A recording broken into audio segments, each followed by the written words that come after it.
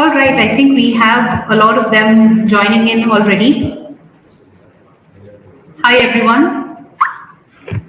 So we have Stanley, Kajalia, Sharmishta, Bhagwasi, Thomas, Kavya. Hi, welcome. You guys have joined in early, that's good.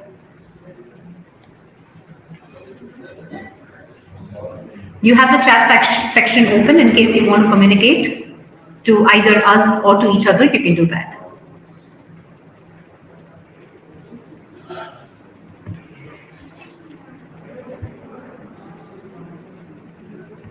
Hi, Naduni. Good to have you. Hi, Audrey. Hi, Terence. Good to have you.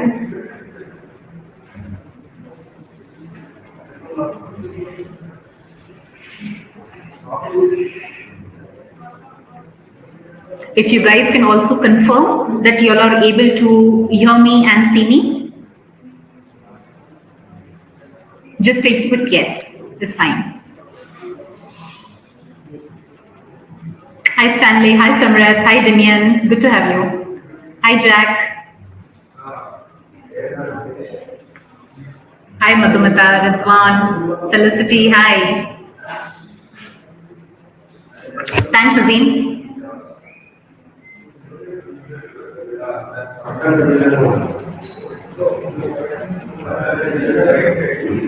Good to have so many of you joining before time, very good.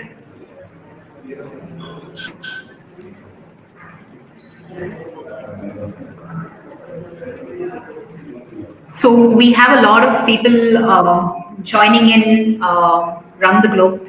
So we'll take a few minutes to allow everyone to comfortably join in and also comfortably settle. For those of you who've already joined in, just settle yourselves at the space you are with your system, with the audio, and we'll start soon.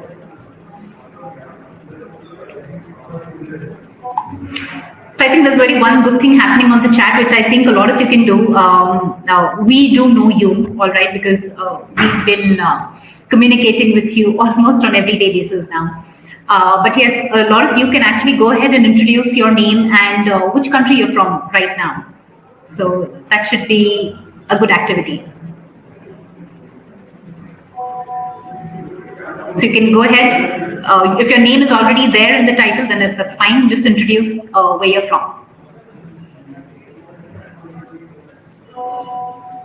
So we have people from Kenya, Nepal, Zambia, Nigeria, Uganda. That's good.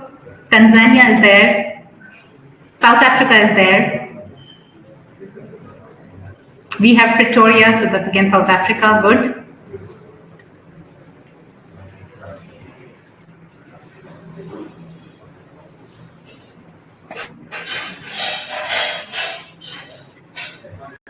We have representation from Cambodia, Sri Lanka, Botswana, very good, Dubai, Qatar.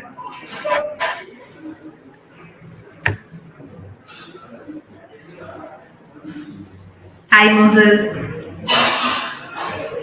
Tanzania. There is a background sound, I think, at one of your background. Can you please check?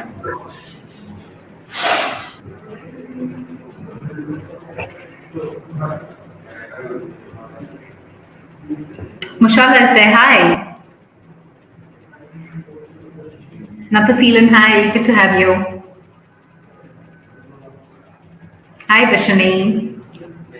So good. We're seeing a lot of different names, a lot of different countries. We have Wisby from India as well. Hi, Wisby. Good to have you. Hi, Cindy from Botswana.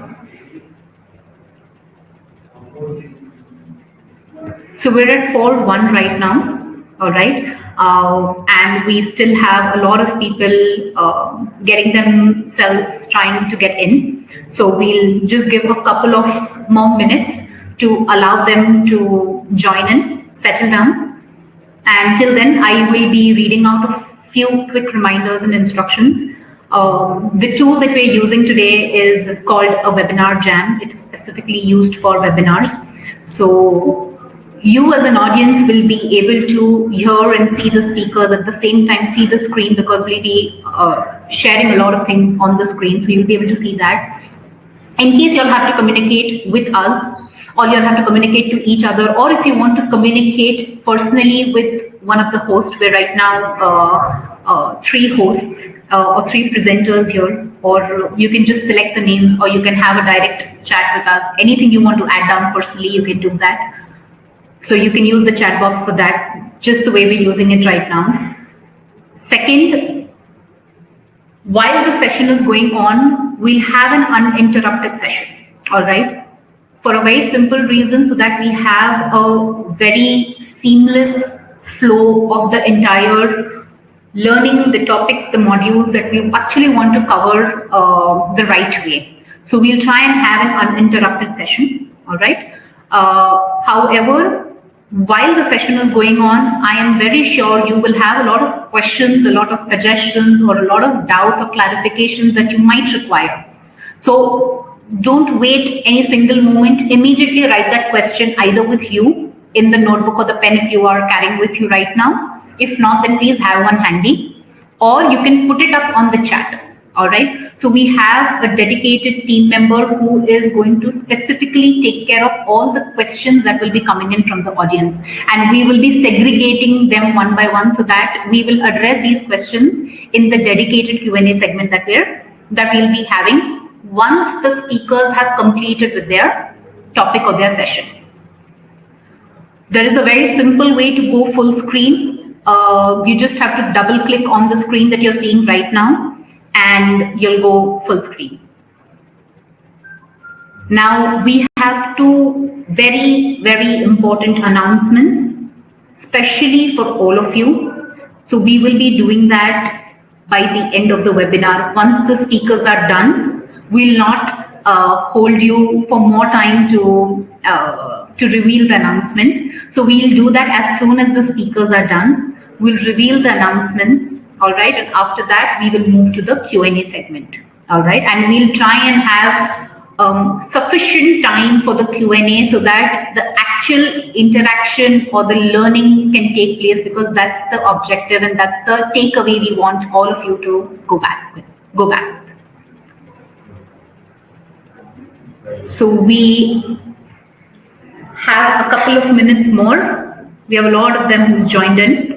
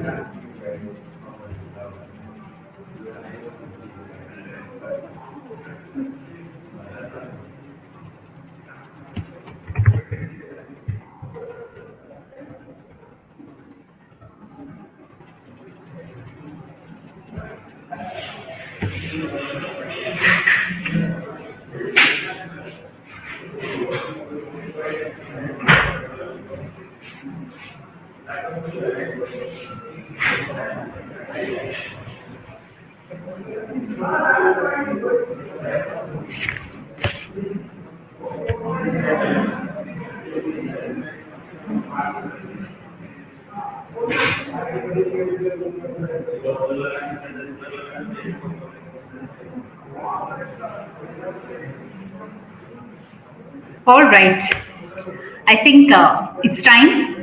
A lot of you have been asking what time the event is starting. So yes, it has already started. Let's say that. a warm welcome to each and every one of you. I cannot tell you how excited we are to see all of you present today.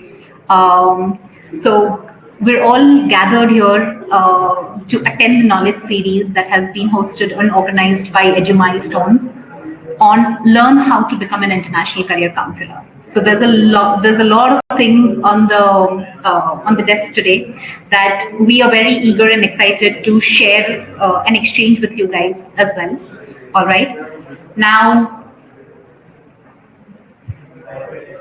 before we start, I just wanted to take a moment to acknowledge and recognize each and every one of you and thank each and every one of you for being present with us today. All right. Given the pandemic times, it has hit us globally. So it's not just one or two countries. It's a pandemic. So all of us have been hit in some way or the other. So it's a genuine regard that we want to pass on from our side, just to ensure that we're hoping each and every one of you are doing well, and we also hope each and every one from your family is also doing safe and well. On that note, my name is Fatima. I will be your host and presenter today for the knowledge series. All right. A lot of you are or have been in direct contact with me, so you all would be knowing me. So it's good to finally meet you all, and I hope it's the same from your side as well. A little about my background. I am a psychologist myself. All right. And at Milestones, I have been handling predominantly strategic alliances with the educational institutions so that we're able to exchange a healthy collaboration, and that we're doing at a global level. Second is international alliance. So right now, I am very happy to announce, so we're very proud to have our footprints globally. Can we have the next slide?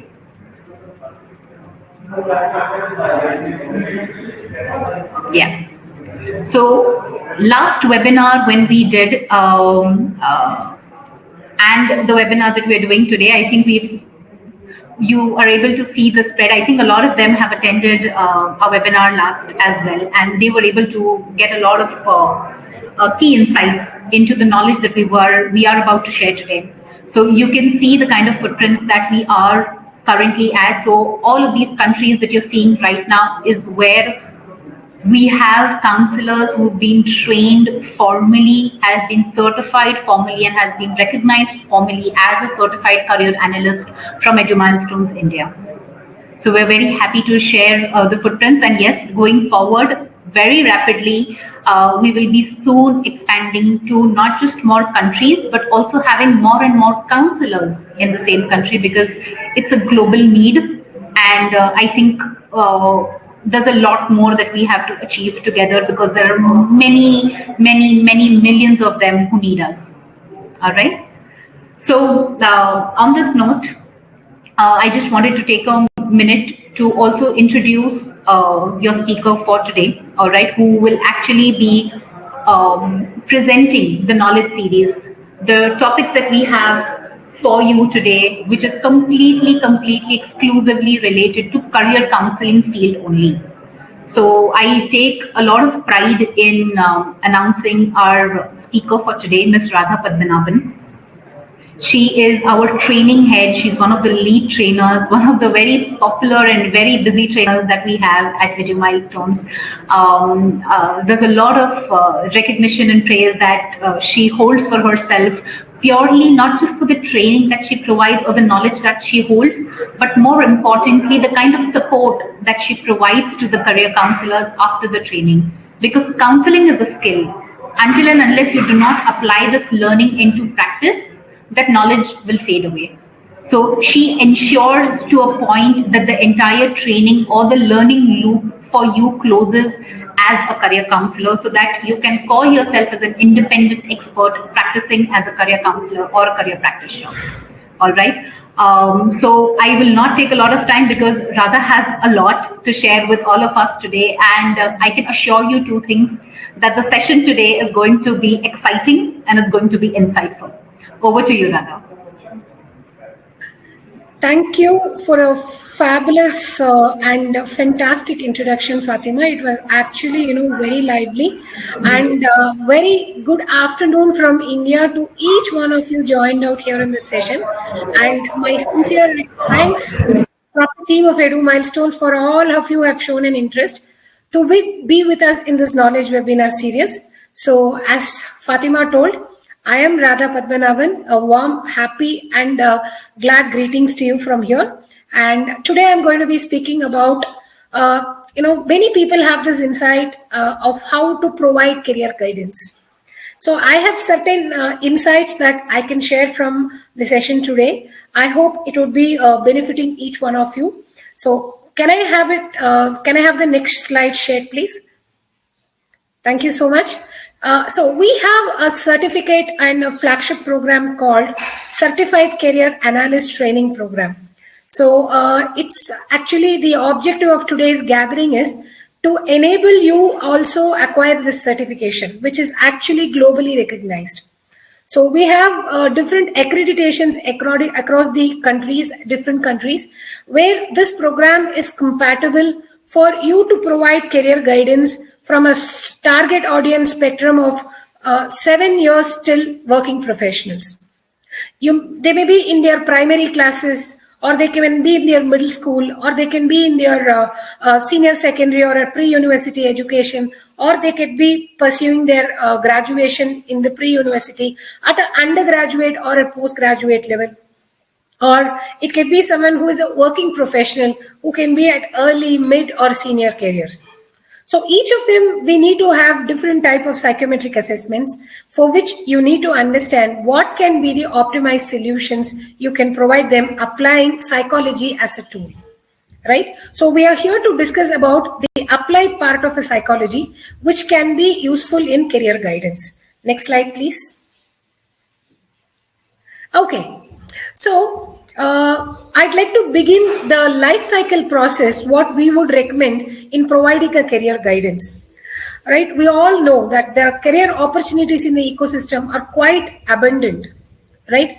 So what we do is the first step towards the career guidance is to carry out a psychometric assessment.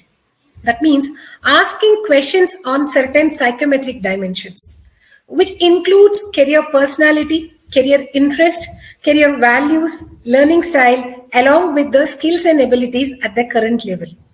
So why do we need to ask these questions? We find that by and large, many people are actually, making a career choice based on their skills and abilities. But on a longer stand, they find that after completing a stint of about 3 to 5 years, they slowly get detached from what they are doing. They feel that they're not able to quench their thirst and they're not made for this kind of a job profile. And their hunting or scouting for the appropriate happy career keeps continuing endlessly. Or sometimes some of them are blessed to actually find them when they consult a right person and get the guidance. So remaining people do struggle. So amongst those people who can approach you for a right guidance, you can be one when you use all these 5 dimensions. These are going to optimize you or provide an optimized solution, right? So this can help in actually, after the assessment is completed, an analysis can be carried out to explore them to various career options in the ecosystem. Now, these career options has to be carefully understood under a classification of career clusters, career paths, and occupations. Currently, across the globe, there are 20 career clusters. These are called as fields. These fields can include medical, health science, or science, maths, engineering, or it could be information and technology, or it could be logistics and transportation, or even it could be sports, arts and language arts. So this way we have at least 20 career fields or clusters. Why do we call them as clusters?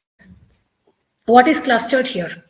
A person's psychometric factors or dimensions like career personality, career interest, values, learning style, all of them combine together and support and contribute for a similar work nature. So you can find those people in the clusters, whichever I stated so far. You can find they possess identical characteristics with reference to their personality and interest. All right. So this way, we can find out and map them to different occupations. There are 3,000 occupations, 12,000 plus career profiles. How do we know, having gone into a field, which is the occupation which is going to be more appropriate to me? And what should I be qualified with that particular occupation so that I'm ready to deliver and I'll be able to grow in my career? So they have to carry out a career path, right? That is actually giving them a journey, experience of journey learning, so many levels of competencies. It could be a foundational competency, which usually they carry out during their pre-university education, selecting a specific subject. Having selected a specific subject in their pre-university, what are the career options available for them? What are the career fields open for them? So we need to provide them a constant guidance where we need to tell them on the core competency which needs to be developed. Added to which, if someone is looking for a higher level of role and responsibilities so that they get a higher payback. So for this, they also need to acquire good amount of distinctive competencies. So as such, what are the educational journeys they can go through at different stages need to be configured, right? We need to provide them an education roadmap with all alternative options. So this way, we find that a classification of this career clusters, 20 career clusters, we have collectively 160 career paths. Under these 160 career paths, 3,000 plus occupations or 12,000 plus career profiles. So this needs to be shortlisted. What are ideally suitable or adaptable to them? Suitable is fine. What do you mean by adaptable? If you are going to provide career guidance who are yet to start their career journey, who are in the middle school, they can be taken or shaped or mended according to the all the possibilities in the ecosystem. But when the student gets into a pre-university, the options are little bit limited to them because they are actually to be taking a subject where there are certain career fields which requires a mainstream subjecting in their pre-university education. And they go on in higher education when it comes for university education. So this needs to be classified. That's a key objective. It's not viable for you to explore all the 160 careers during your counseling. To shortlist for those who have actually, already started their career journey, the assessment is quite important. It figures out what are the careers which are suitable or adaptable. Even the person who has started the career journey. Maybe they are not able to take up the career which is suitable for them, or they can also take up which are actually adaptable. A good amount of analysis is required before sitting for counseling and gathering all kind of information, what are doable to the student or the candidate. Then you are ready for sitting for a one-on-one counseling. Of course, during this counseling, which is actually a during counseling activity, you empower the student. Even in an age group of 13 to 20 years, you empower them to make their own life career choice. So that is the kind of knowledge you need to actually possess as a career guidance person, right? So this actually happens during the career guidance process, during the counseling. And what is the method, what we recommend to our counselor is not only giving a recommendation or giving them or helping them, choose the favorite career. We are responsible to provide them even an education roadmap. So what are the subjects to be taken during their pre-university education?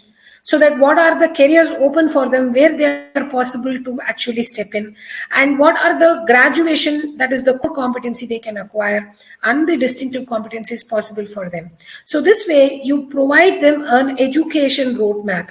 Now this has to be localized according to the school education system in your own country. Radha? Yes?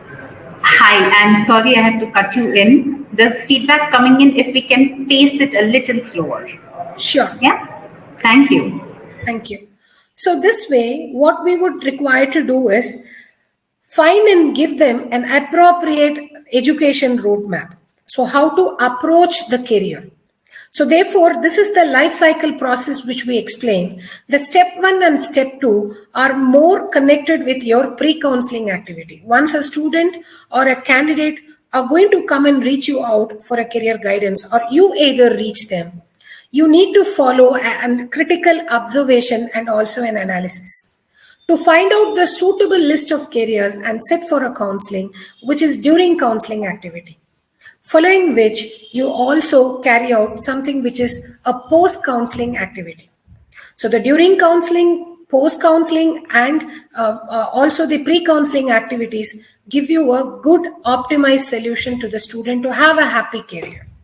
So this is the process we recommend. I hope, I'm sorry if I had been fast earlier. So I'd like to repeat again. The first step is creating a self-awareness by testing their psychometric dimensions and skill and abilities, which include career personality, career interest, career values, learning style, along with skills and abilities.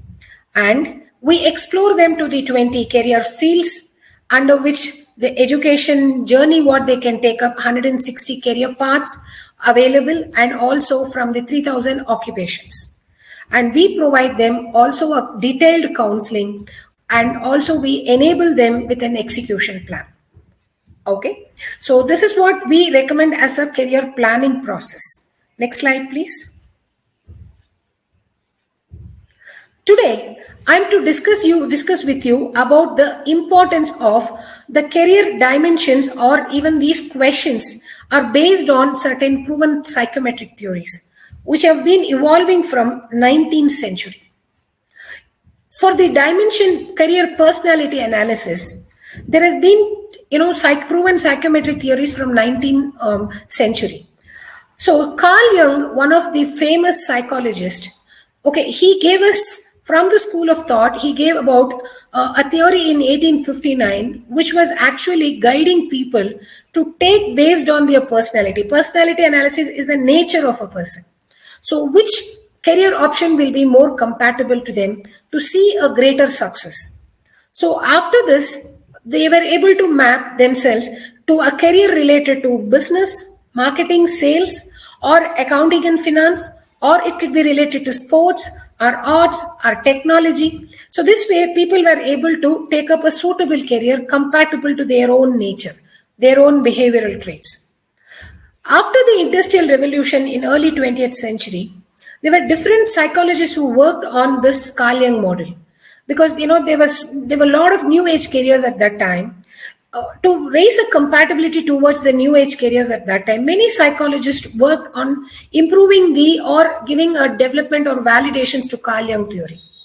One such were actually a mother and daughter from America named Myers and Briggs. They derived additional 8 more types of personality traits, which were actually totally 16 types, to do a career mapping considering career personality as a dimension. All right. So some of them were using this career personality as a dimensions. A few of them were using a RACEC model, which was given by John Holland, which is to actually test the career interest of an individual, what kind of job nature they are more going to be interested. So this way, this is a model which is actually more proven and more familiar globally. Some of them were actually interested to take up this as a dimension and make a career choice. In fact, I'm going to be discussing with you people on this theory in detail. But we actually provide a career assessment solution based on a comprehensive model. So which includes a career personality, career interest, and also we have the learning style. Can I actually go to the next slide, please? Which includes the learning style. The learning style analysis questions are actually abstracted from Neil Fleming's work theory. Okay, and we also test the career values and motivators, which is actually our own research model, but where we are finding the values which are more relevant to the career interest. So these psychometric factors are utilized in the career assessment process, along with which we also test the current level of skills and abilities to know their readiness to take up the desired career according to their psychometric concepts. Now, there are 2 kinds of theories which we use questions from are David Battery's differential aptitude. So whenever we carry the assessment for students from a middle school or an higher secondary level, which is senior or the pre-university education, or it could be for a graduate, or it can be for a working professional. On the comprehensive model, we have abstracted questions from David Battery's differential aptitude test. And while it is coming for children who are in the primary schooling, who are in a grade or an age gap between 7 years to 12 years, who largely fall in a category of grade 1 to grade 6. So this is what is the international education segmentation we have identified. So therefore, we use Harvard Gardner's multiple intelligence theory to test their skills and abilities at a multiple intelligence level, which is closely connected to their bodily kinesthetics. These are the important theories from which we have abstracted our career analysis model. Can I have the next slide, please? Okay, now the time has come. I'm going to be handpicking one of the dimension, which is career interest. Okay, which is been given by John Holland, a famous theorist, and this is something which is renowned globally. Many of them use and apply this model to make a career choice, where a person who is actually taking up a career choice based on this analysis almost is able to see a happy career. Okay, this is also known as Reyasek model or hexagonal model or six-factor theory. Next slide, please. Okay, now what does this Reyasek model stand for? So there are 6 types of interest. Interest is always to say or do with what they are actually happy about, what they enjoy doing at a workplace. So we find that each type of this interest type denotes and also connects to a particular work nature, how they derive happiness through carrying out these work activities. So the Reyasek model, first interest type, R stands for realistic interest. People with realistic interest are called as doers. They enjoy doing hands-on practical works, physical activities. They are actually more practical oriented. Now, these practical activities are possible to be either indoor or outdoor. While in indoor, we commonly observe these people enjoy working with objects, machines, tools, raw materials. So they actually deal with these kind of products or manufacturing using these, correct? So you can easily connect with the conventional careers related to mechanical, electrical, electronic, chemical, wherever there is a manufacturing or a production involved. So these are all in-house. This can be even an agricultural product. See, these people have realistic interest very high amongst their top interest priorities. They take up these careers because they are interested in working with tools, materials, machineries. And we also find that any profile involves, high-end physical activity. They do possess realistic interest amongst their priorities. Well, then we also find that they are not only enjoy doing work activities indoor, doing a physical activity. You can also find these people are commonly outdoors. They also do a physical activity. If you can take someone who is in a border security force, in national defense or army, you find they're always outdoors and they're always, finding about in order to hold this safety condition of the country. So these people are outdoors. These people possess their primary interest as realistic interest. And the next important example is the people who are in sports or who are in logistics and transportation.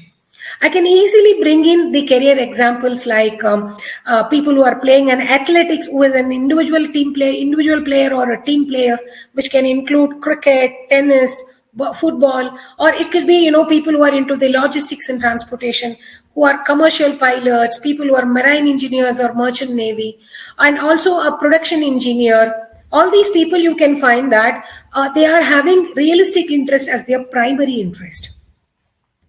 Next slide, please. I think you are clear about what do I mean by realistic interest. So the second slide speaks about the second interest type, which is investigative interest. Now, people holding investigative interest on their top priorities are actually called as thinkers because they enjoy deep thinking, researching, analyzing in order to find an intellectual problem solving. These people, we find that often use technology also to solve problems. Any kind of technological problem solving, you find they have high investigative interest. And we find that these people also are highly rich in their knowledge related to science or maths. So investigative interest has got a lot to do with intellectual problem solving, where there is a deep research required. Yes, a scientific researcher who could possibly be in a research design or a research and development, developing a new product, right, for which there is an intensive problem statement and analysis required. That's an intellectual problem solving. And you take software engineers who could be into a software as a service or product as a service or infrastructure as a service. The solution what they bring, it could be a programmer, developer, ethical hacker, or even someone who is actually a mobile app development. All these people, or even a data scientist, you find that investigative interest is amongst their top 3 interest priorities. This includes a doctor as well, because a doctor more focuses on solving medical problems. You can in fact include an architect who is from the civil engineering stream or the cluster, where you find these architects bring in a new design through a problem analysis, how a building can be differently constructed. Rather than designing, you find they are into the high-end problem solving of the building construction design. So this way, you have various careers which involve even a chartered accountant, where they are into a high-level auditing on the financial and accounting. So therefore, these are the careers which will have the primary interest as investigative interest amongst the 6 interest types. And if you can, next slide, please. The next type of interest is actually artistic interest. People with artistic interest are called as creators. They enjoy coming with lots and lots of new ideas, which can result them in actually lot of design-oriented areas. And they are actually, more interested in building aesthetics to it, attractive elements to it, doing something, very differently with showing a lot of variety. Gives a great visualization, right? Think big. Okay, all these involves with artistic interest. I'm sure you're able to connect with careers related to all kinds of designers. It can be a fashion designer or an interior designer or even a UI UX web designer, or it could be a multimedia animation game designer or a person who is into drawing and painting. Or you can have careers which are related to performing arts, which can be connected with, a theater artist. It could be a dancer, it can be an instrumentalist, musicians. And you can also connect this with careers related to language arts, which can be an interpreter or a translator. You find that whichever the career so far I had explained or mentioned has high-end artistic interest to show a lot of creativity. Think big, show it big, and help us, visualize it different. So these are all the key characteristics these careers hold, and they enjoy doing it. That's the reason they choose these careers. Next slide, please.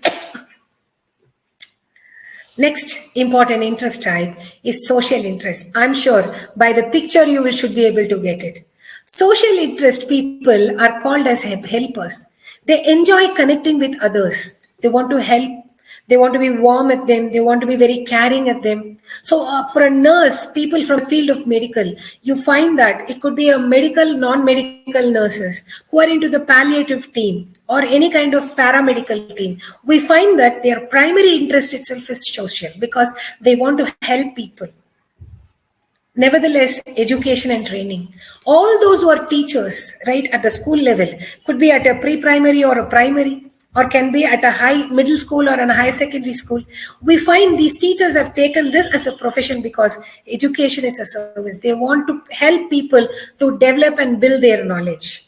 They motivate, they inspire, they encourage them. And these are actually, profiles which deal with mixed emotions. You could also find people who are in the entertainment fields also have some social interest, but which is actually correlated with their creativity.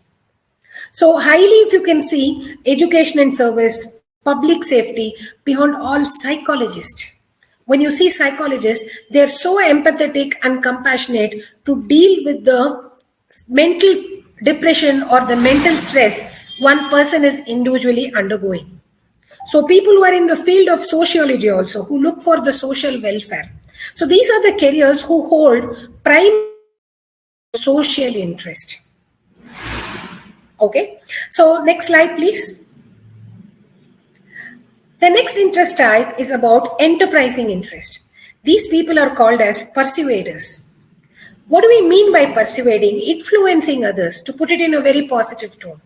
They enjoy influencing others for three key reasons. One is they want to carry out business objective or business gain. They want to influence others. Or they would like to carry out a leadership, because we find that as a part of leadership, they also are taking up a responsibility to resolve problems, or which is ever related to the situation. They are situational problem solvers. So we found that intellectual problem solvers are investigative with interest, while enterprising interest people are situational problem solvers. They do a huge problem solving through interpersonal relationship. And we also find that these people are open to take good amount of risk. So you find these three qualities are highly jumbled or combined in profiles like business management. People look for a business objective or a business gain. They project a leadership and solve business related problems, and are also able to take business risk.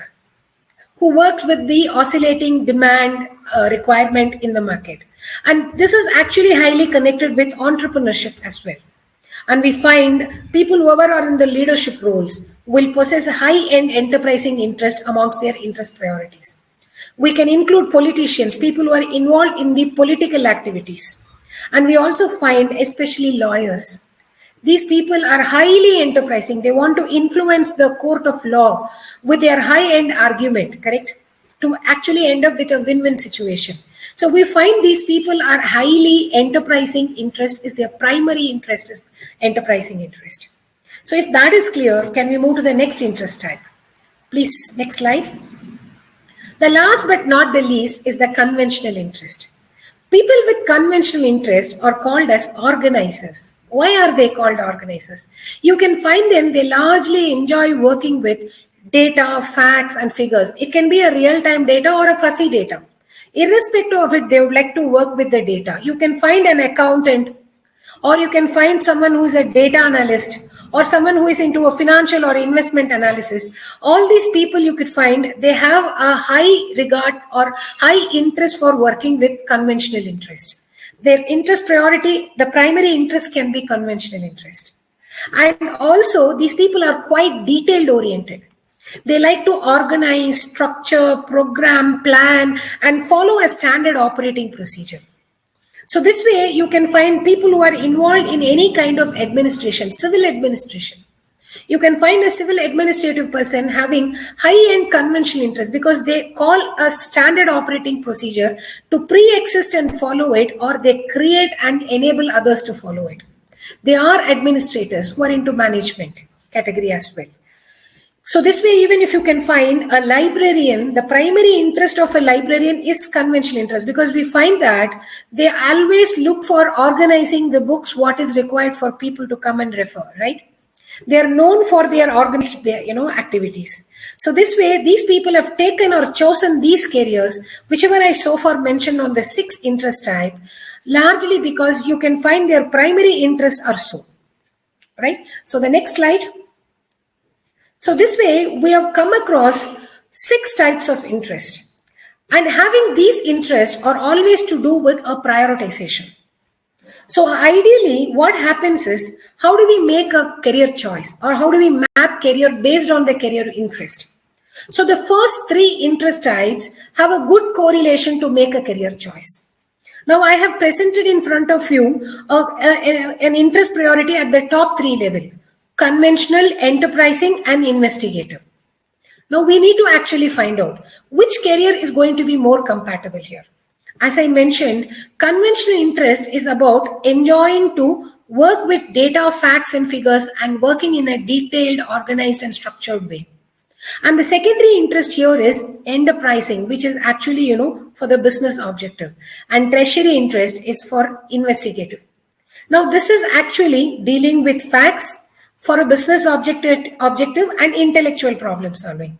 So therefore, what I would like to recommend here is, this is appropriate for a career which is related to economics or even accounting. You can find an accountant's primary interest is working with data, facts, and figures, and they are working for a business objective or a business gain. They are not possible to be in the primary interest because, these people have relatively lesser features of enterprising interest.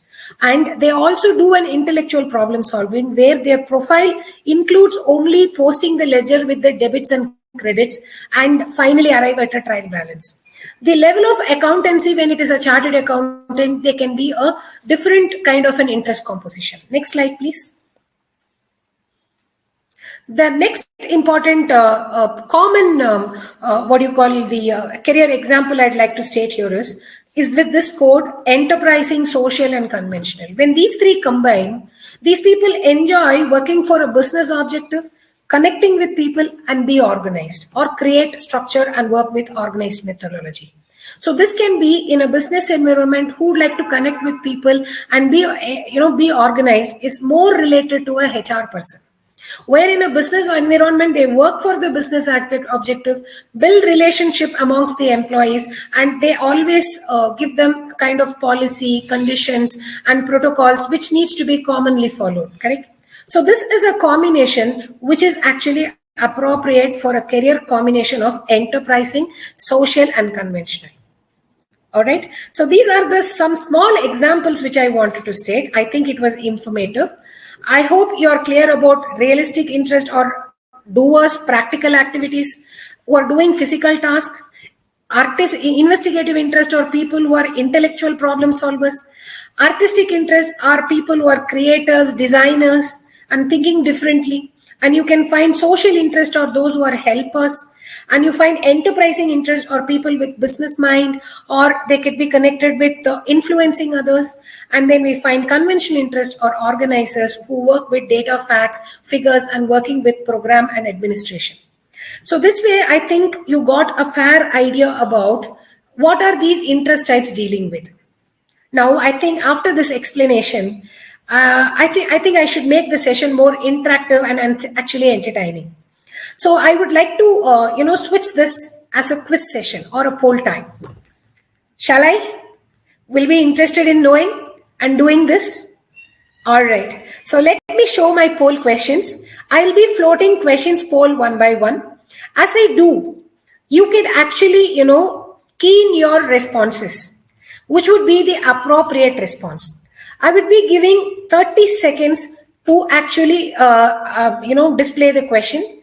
And after 30 seconds, I will close it and I will publish the answers. Let us see how many of you are able to, with my short explanation, able to get the answers right. Okay. I hope it is interesting, right? Okay. Here I'm starting the first polling question. So, Abhishek, can I request you to switch off the screen? Let me share the screen.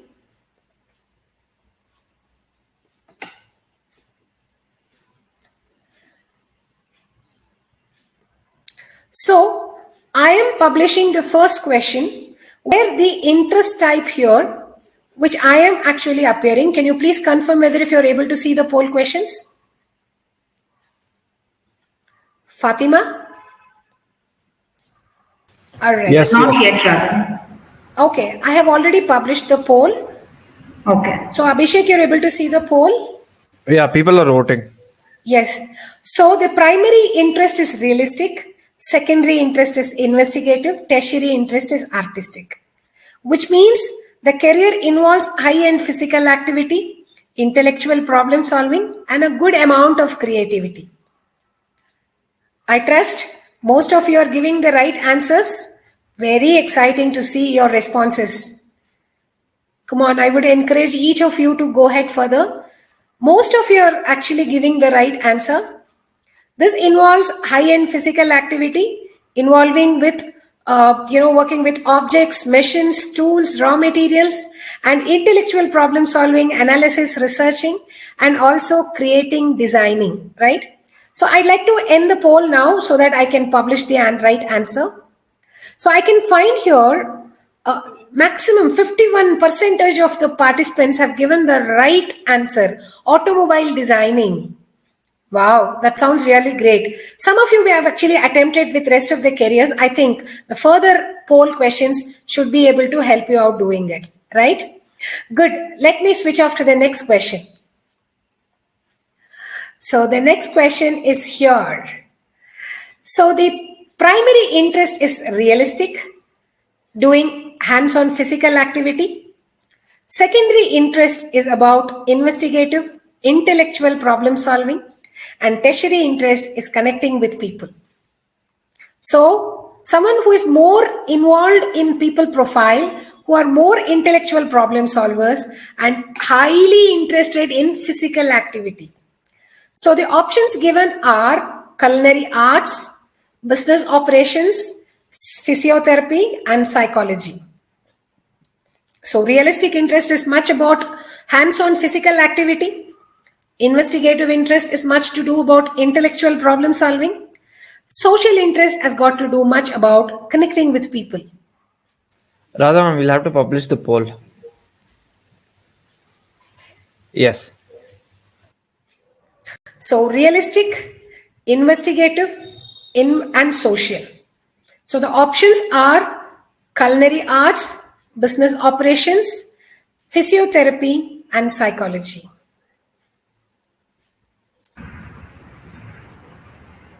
I think most of you are getting the answers. You can consider which involves physical activity is very high. Yes, I'm looking for appropriate answer. Just consider which are the careers which will have high-end physical activity, working indoor with machines, tools, raw materials, or being outdoor doing physical activities, which can be connected with sports or logistics. I think I'm giving a clue a lot. Great. I will end the poll here. Okay. The right answer is physiotherapy. Out of the total crowd here, 21% of people have given the right answer. The right answer is physiotherapy. Okay, never mind, you'll be able to get it the next time. Next, more examples are in. All right, let me start the poll and publishing the question. The question is about, sorry for this, I'll publish the next question.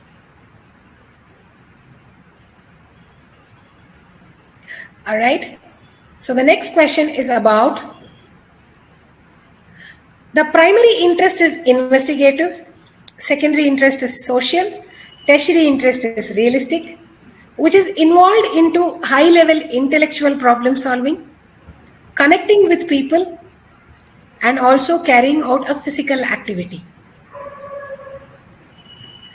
So the options are accountant, business analyst, lawyer, and doctor. This person wants to solve intellectual problems. Applying their intellect, they want to connect with people, understand them, be empathetic and compassionate with them, and also get into the physical activity. Wow, that's right. I think this explanation works. So I've completed the answers. The poll, I've ended the poll. The appropriate answer is doctor. Right? Sounds good. 53% have got it right. I think you're getting a traction now. Encouraging for me to run the poll as well. Okay, let me go to the next question. The next question, I'm opening the start. Okay. So this is about investigative, artistic, and realistic. Intellectual problem solving, more creativity and design, and realistic interest. Okay, so they'd like to intellectually solve problems, be more ideative, come out with designing and creative ideas, and then they get into the hands-on physical work. Yes, yes, yes, getting the right answers, most of you. Yes, yes, come on, that's really good. I'm seeing the maximum number of people giving correct answers. Very encouraging, yes, yes. Wow, that sounds too good, too good. Okay, I think I can end this poll question, which is 51% right answer, where people have chosen architect as the right answer, correct? 52% of you have actually chosen architect as the answer, and that is actually right. Okay, more questions? You want more questions? Can I have an yes in the chat? If yes. All right. Okay, the next question is about artistic, enterprising, and realistic. A person is more creative. They want to come out with new ideas, bring in a lot of design. They enjoy showing so much of variety, big picture, amazing others, improving aesthetics. And they also want to influence others with their aesthetic ideas. And they are also involved into an hands-on physical work. So the career includes here in the list psychology, interior designing, marketing, and entrepreneurship. Amazing. Most of you are getting it right.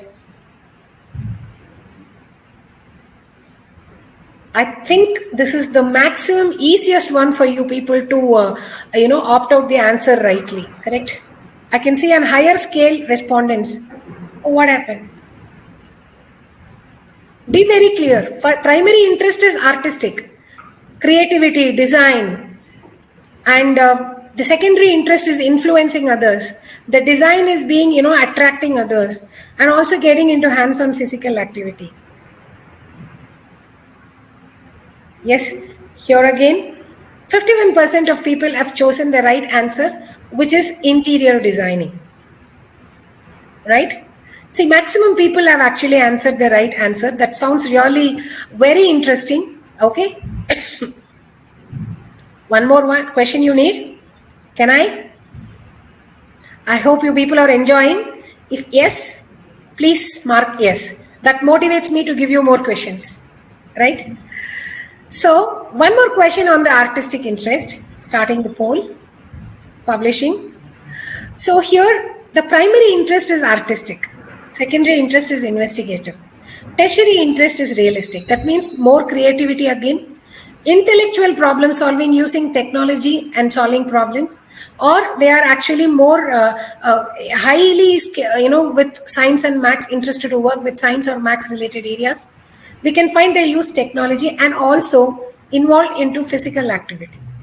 So the options are performing artist, website designer, data science, advertising and marketing. Here again I see good amount of people are giving right answers. Yes, go on. Where there is creativity, intellectual problem solving and hands-on physical work. Amazing, yeah, amazing. I find, at least 51%, 50% and above of the crowd are able to map the correct answer. How magical is just with about 10 or 15 minutes of explanation, you're able to do wonders. My salutes to you. Okay. So ending the poll, the right answer is website designing. In fact, I could see even 54% of people were actually going towards this answer. Quite right. All right. Interesting. Okay. Need more questions? So do we have time? If yes, please chat in the window. I would like to continue. Now, coming to the next interest type or rather a next question I'm publishing. The interest priorities are social, enterprising and artistic or investigative. A person would want to be warm, very helpful, caring of people, and they would like to be, more influencing them, and also creative, and also investigative. So I can see that in most of you, this particular characteristic is here. Otherwise, you will not be in this particular forum, right? Let me see how many people are there. See here, no doubt. I'm able to see at least 80% of the people who agree, yes, this is my profile. Bang on you people are. Really, I have no words to appreciate you. The right answer is career counselor. People, each of you are considering this as a passion. You see this, you in this particular interest priority, right? If yes, please mark yes. Let me see how many of you are actually interested this further to take it up in your life, right? More knowledge will come to you. Good. Okay, now let me move to the next question.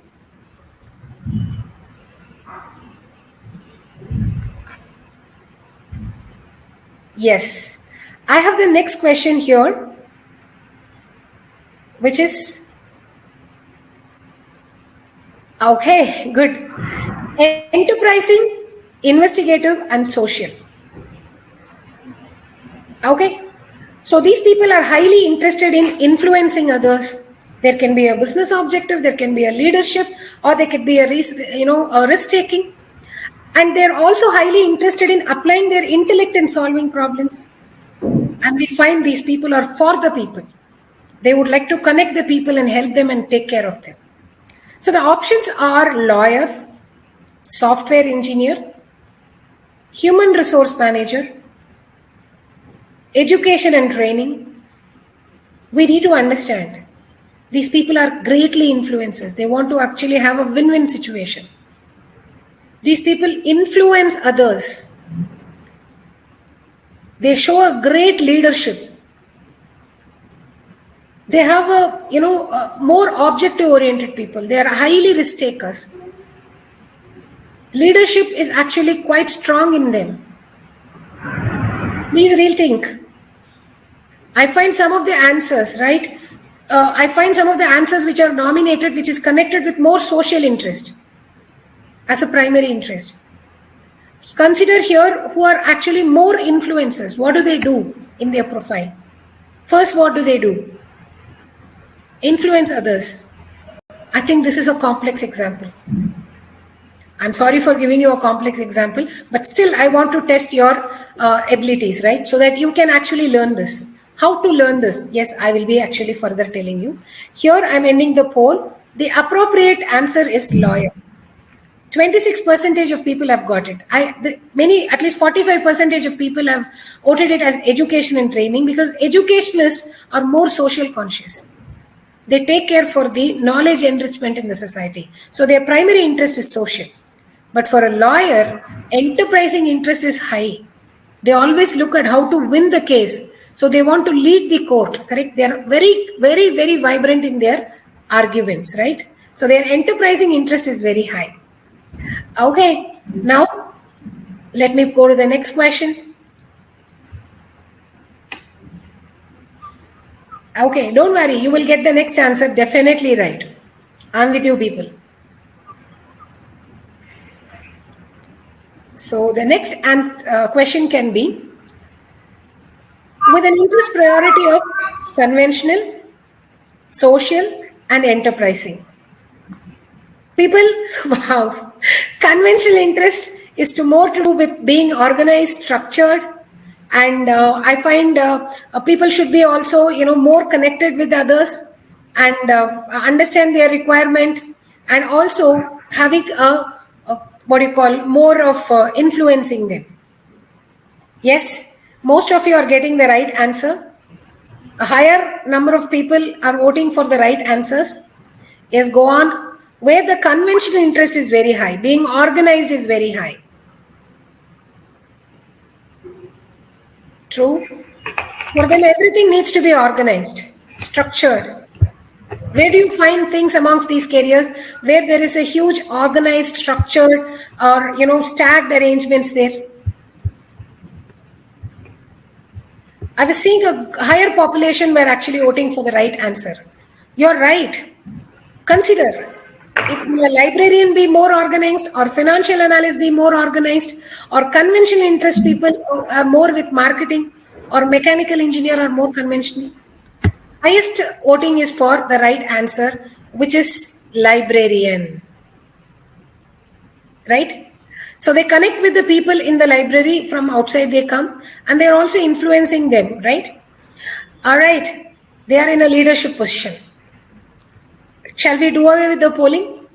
Need one more question? Fatima?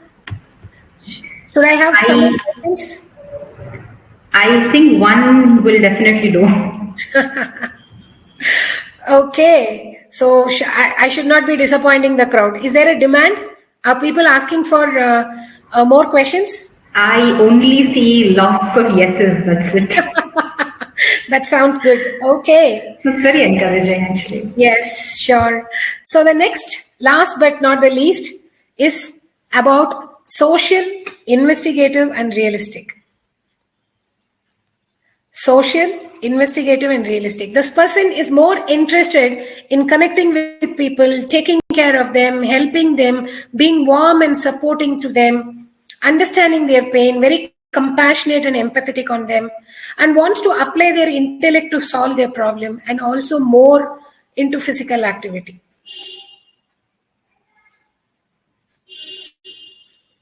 I think it is amazing. This has got the maximum appropriate right answers. So I can find most of the people who are here in this crowd. I understand, Fatima, they're all more people-related people. True.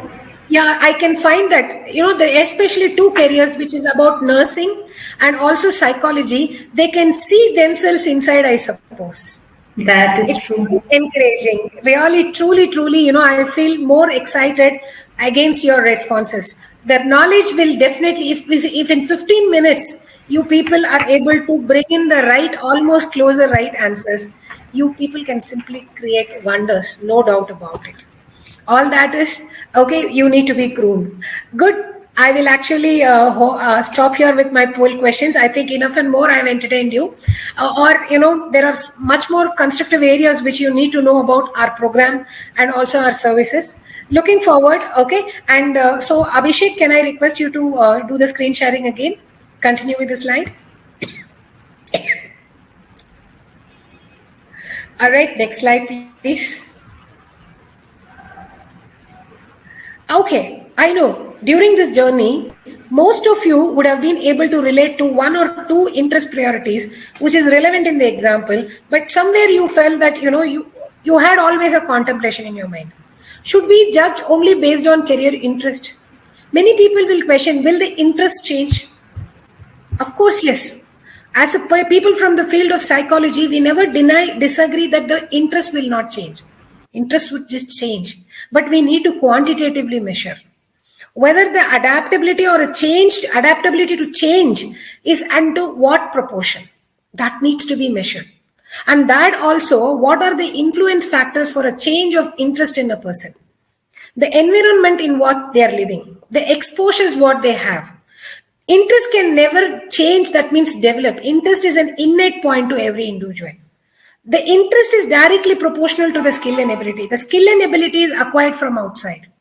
The skill and ability can be developed, but interest doesn't develop. Till such time when they say that they are not having that interest, it's either in a form of not being sure or no. If it is no, it is no. We can't object them. This not sure substance is actually, clarified through your one-on-one counseling. So at that time, you need to understand about what conditions these interests are viable to change. How do you take a control over it?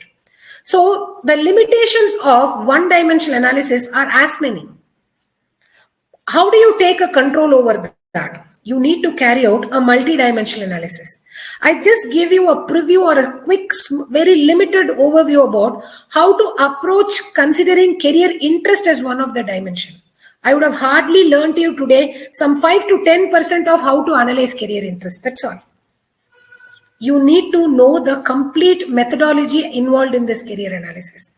How a 5-dimensional analysis model works. So next slide, please. We need to find out correlation between all these dimensions. So what we do is we deliver a training program, which is a duly accredited training program from BCPA India, ACCPH UK. These both are accreditation body for counseling psychology programs across the globe. In India, BCPA, and across UK, it is ACCPH. We are also recognized for the program what we deliver in learning career counselors is also duly accredited by APCDA, which is Applied Counsel Asia Pacific Career Development Association. We're a member of that, and also IAAP, International Association for Applied Psychology. So different accreditations are day by day validating our program. We are going stronger in giving the relevant knowledge. So we have a level 1 program which gives you 2 parts of training. One is in the level 1 part 1 training program, we give you a detailed understanding about the career counseling process as a life cycle. What are the different pre-counseling activities? What are the different during counseling activities, so that you are confident in influencing a student, because career counseling is influencing the target audience with your viewpoint. So giving that, how do you actually, carry out a counseling? So what are the post-counseling activities that you deliver so that you stand distinct amongst untrained career counselors who are in the industry? You need to have an edge over the others. So there are different theories, whichever I discussed. Okay, you will get an elaborate explanation about all these dimensions. Career personality as a dimension, career interest as a dimension. Then we also will do a two-dimensional analysis model with career personality and interest, where we can further narrow down the career options. And then the career values and motivators, which can actually help a person work against attrition or retrenchment, where they can stay for a longer career. And also the learning style, which can make them performers in a learning environment. And not only that, now these four are measured for a school student, which is actually either in their high school level, which is middle school, or in a higher secondary level, in order to do their career planning. Psychometric factors. But when it comes for those who are graduates, who are currently doing their undergraduate university education, or postgraduates, or freshers, or working professionals, we also find, apart from interest, their emotional quotient or emotional intelligence enhances their productivity. They are able to see or experience a growth-oriented career. This is the fifth psychometric dimension, which is assessed for professionals. And we also be explaining you about this in detail in the training process. Along with this, the skills and abilities. What are the skills and abilities required for any career? How do we actually map it? You need to have a combined analysis knowledge. How do you find correlation between all these five dimensions, so that you're able to narrow down the option and help them with an appropriate career choice? So you'll get to understand about a four-dimensional analysis model, which is called a career cluster analysis, and a five-dimensional analysis model, which we call as a six-dimensional analysis model. Sorry, five-dimensional analysis model, career path analysis. So with this, in the part one of the psychometric concepts, you get trained about what is the core methodology involved in career analysis. Okay, so next step on this is the second part of training. Next slide, please. Which includes about report interpretation and analysis.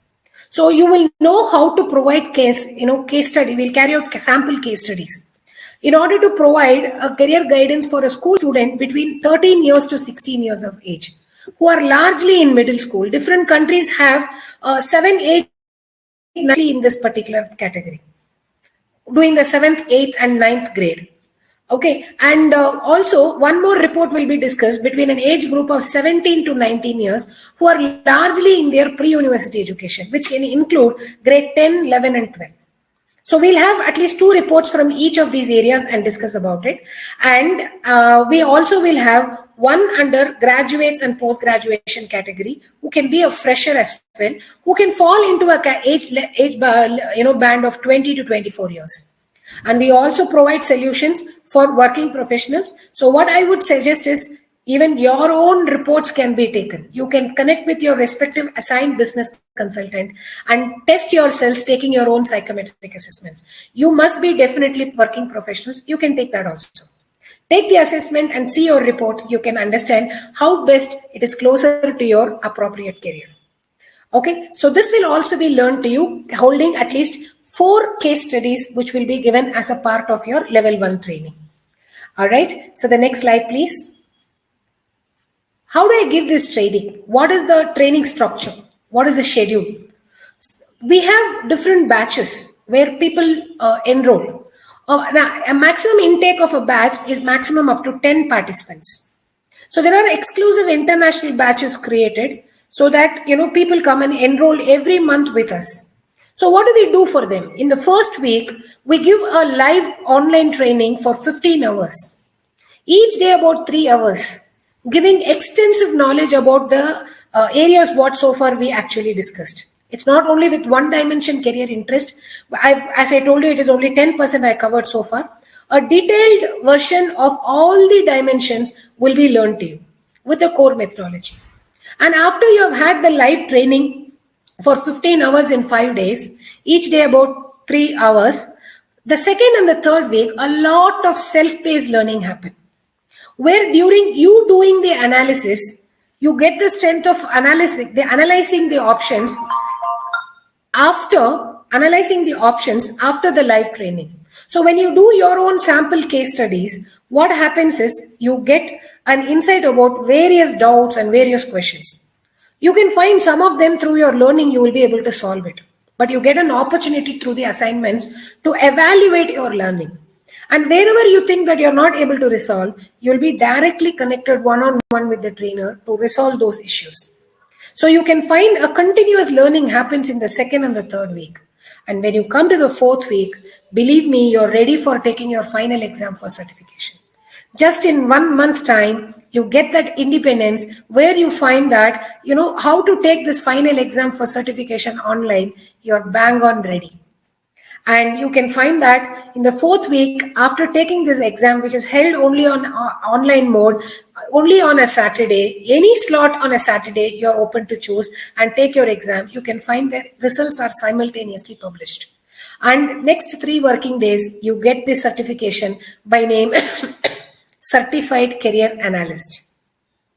And thereon, you can definitely, pose yourself as a most learned person in this industry and start providing your career counseling very confidently. You acquire that subject matter expertise. Next slide, please.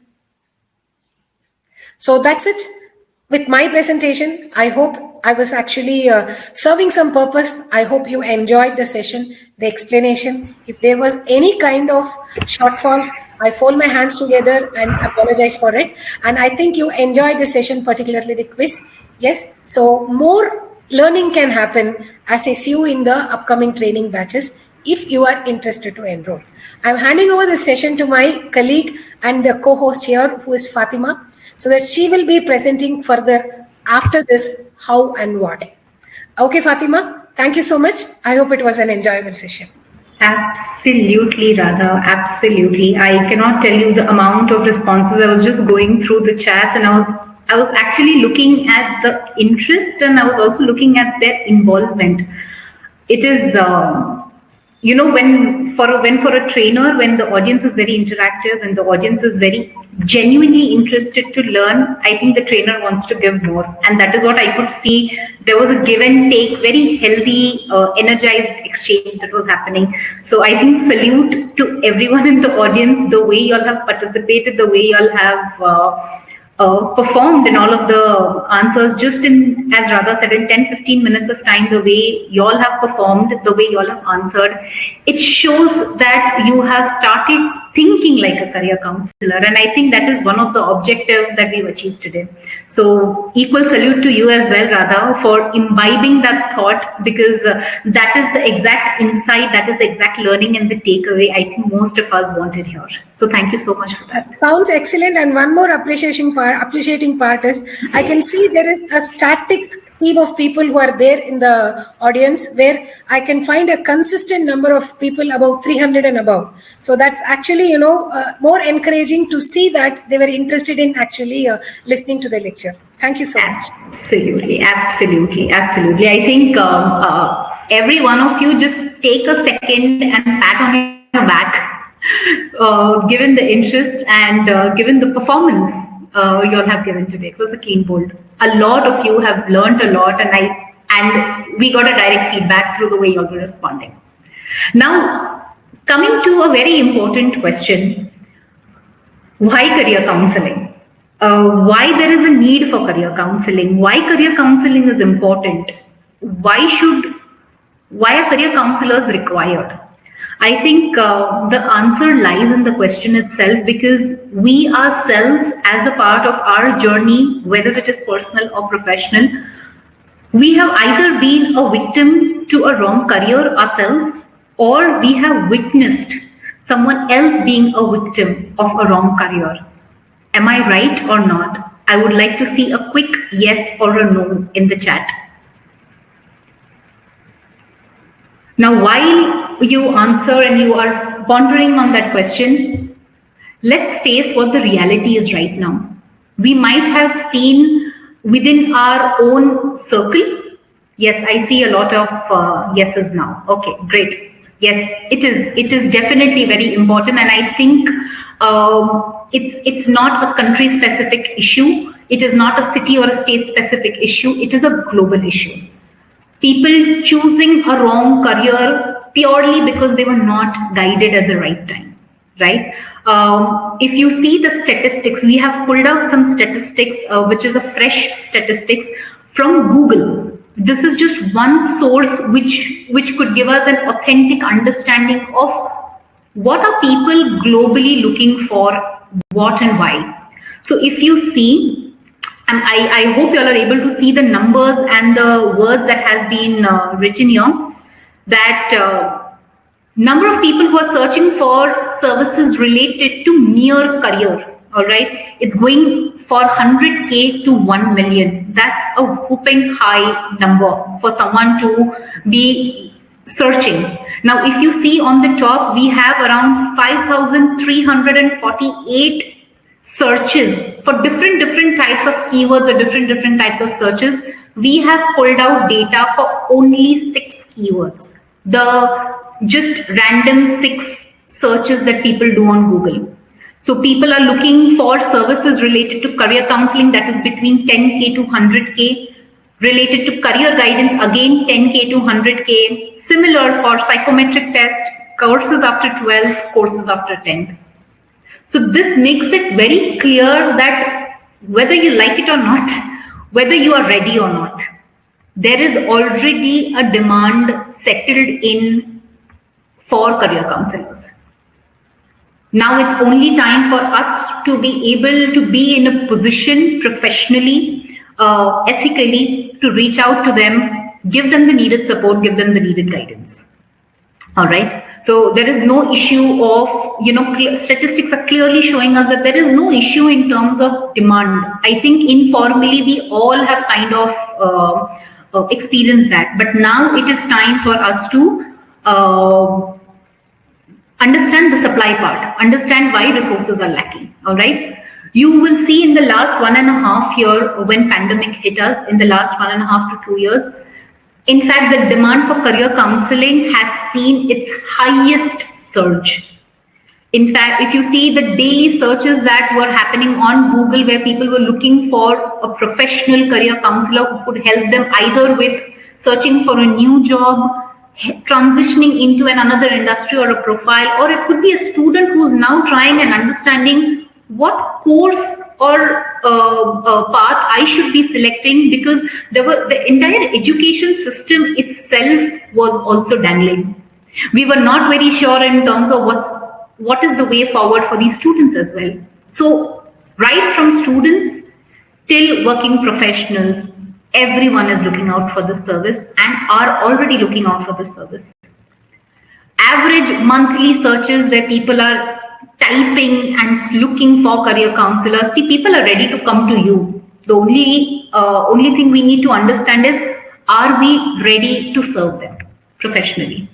That's around 5 lakh plus searches, which is happening on a monthly basis on Google itself. This is just one online source which I am showcasing in front of you.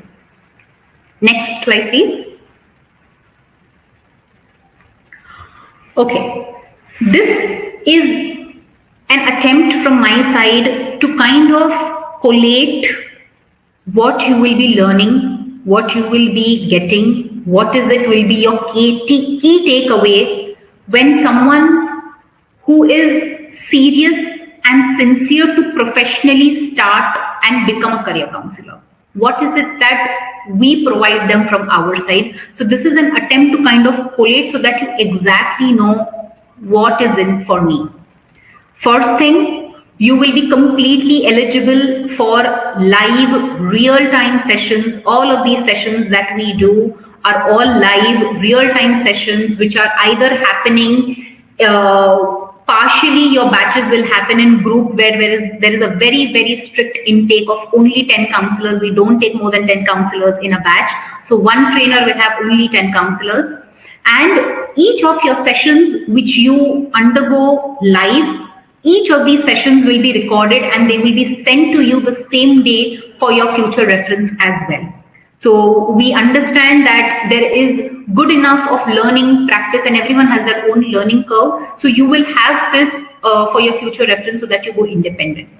Now, a lot of you who are well-paced, they will be able to do it within 3 weeks or 4 weeks of time. But if not, due to XYZ reasons, you can always stretch it up to 3 months, less or more. We will be ready and flexible enough to accommodate to your pace, because at the end, the objective is not to complete a training curriculum or a duration. The end objective that we all want to achieve with you is you should be in a position to now provide career counseling independently.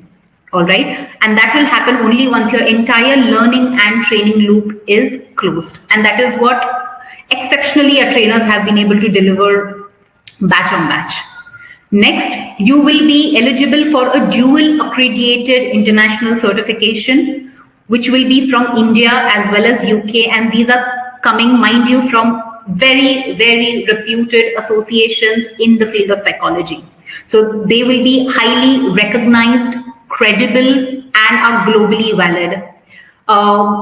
Since you've seen our current footprints globally, that is where we are able to confidently say that how these certificates are actually providing a lot of credibility to your profile as well. Next, as a part of the live sessions, group sessions, once we are through with your first week, then we engage with you one-on-one to ensure that now you're able to apply these learnings in your second and the third week through your assignments, case studies, and practice tests. This is a safe space for you to start your practice. Very well guided so that you are able to have a one-on-one direct feedback and review sessions with your trainer. So all of these sessions are going to be live and they're going to be one-on-one so that individual attention is given to each and every one. Next, once you are through with practice in a safe environment, we actually encourage you to start practice on live clients, real clients. Now, these could be your paid clients, these could be your unpaid clients. Come what may, we encourage you to start practice live, because now it is time for you to apply these learnings into a real-time setting. And that's the time when we actually see that to what extent we are able to apply our learnings and how well are we aligning with them. And this is the exact time where a dedicated supervisor will be helping you with all these practice cases of yours and will be covering an end-to-end process right from pre-counseling for your client till the time you are able to design and develop an execution plan for your client. So this will include which psychometric assessment to choose, how will you structure your counseling session for that particular client, what questions are you going to ask them, what questions are they going to ask you, how will you be actually interpreting and analyzing the report. That is where your maximum time as an analyst, as a career counselor should be spent on analyzing the report, understanding all the multiple dimensions that you have garnered through your counseling sessions. They need to be broken down, simplified into a very sensible understanding content, which can be then put forward to your client or the parent sitting with them. Also, what career recommendations would you want to give as an expert and substantiate, justify. You will be in a position rather to justify why you're recommending these careers. On the flip side, you will also be able to substantiate and justify which careers are not recommended for them. See, as career counselors, our entire approach has to be very unbiased. We are not making decisions for anyone. So here it becomes very, very important that we are able to help your client and your student make a very informed career decision. It's a very sensitive role, a very sensitive profile that we are working with. So we need to be very sure that we are helping them make an informed career decision so that they know what is suitable, why it is suitable. They will also know what is not suitable and why it is not suitable. Lastly, the next logical step for them would be that, okay, if I want to pursue, let's say, interior design as a career path for me, what do I do next? So again, another critical role apart from analysis for you as a career counselor is to design an execution plan for them. Not just with what to do next. It's important to help them understand what is it that you will be doing in your primary, middle, secondary, higher secondary, during your graduation, during your post-graduation, during your MPhil or PhD level. What other diplomas or certifications will you require that is going to help you advance in your career? So it's a long-term career clarity given to your client, not just for the next year, but for the next 10, 15, 20 years. That is the long-term career clarity which we need to provide as a career counselor. That is what you will be able to achieve through the training, as well as specifically through the real-time supervisions that we give. This becomes one of the crux, one of the essence, one of the USPs of the Certified Career Analyst program. And this is one of the reasons why our program is globally so popular. Next, when it comes to practice, you will require psychometric assessments for practice. We understand you are in training right now. You may not have access to the psychometric assessments, which we otherwise provide commercially. But nonetheless, as a part of your training, we will be giving you access to our entire range of psychometric assessments for your demo practice purpose. For your first 3 clients, you will be eligible and you will be allowed to access our entire range of psychometric tests for your supervision as well as your practice purpose. Through this, you will be able to activate 24 pages detailed career report, which will talk about their analysis, which will talk about the recommended options, which will talk about options that are not recommended, and how will you design an execution plan for them. Next, for your first 3 clients, when we have counselors who have commercial access to our psychometric assessments, we give them their own dedicated portal. So we will be giving you a common platform for your first 3 clients. So you will be requiring 3 codes to activate 3 reports. So these access codes will be given to you from our side so that you are able to activate reports for your first 3 clients at absolutely no cost. All right. This is us encouraging you to start your practice and close your learning loop. All right. Next, very, very handy and a very powerful resource that helps career counselors is a career library. We've seen so many careers right now, not just old but new careers, and we might not know all of them. So we give you access to a complete updated career library where at any point in time you or your student or your client wants to